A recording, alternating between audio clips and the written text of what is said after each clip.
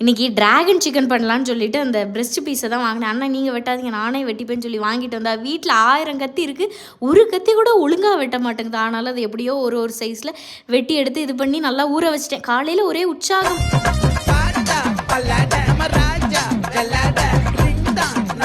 அதே உற்சாகத்தோட சிக்கனை திறந்து பார்த்தா நல்லா ஊறி இருந்துச்சு. சரி பொரிச்சிடலான்னு சொல்லிட்டு இந்த ரெசிபி தமிழ் மெனு அப்படின்னு ஒரு சேனல் தான் பார்த்தேன். சைனீஸ் குசின் மொத்தத்தையும் ஒரே வீடியோவில் போட்டுதான். இதே மாதிரி நம்மளும் ட்ரை பண்ணி பார்க்கலான்னு நினச்சேன். ஆனால் அது ரொம்ப வேலையாக இருக்கும் போல் அப்படின்னு சொல்லிட்டு நான் ட்ராகன் சிக்கனு எனக்கு ஏன்னா தெரியல, கிச்சனே வாய்க்குள்ளே வருது. அதை பொரிச்சு வைக்கிறதுக்குள்ளே பாதியை தூக்கிட்டு போயிடுறாங்க.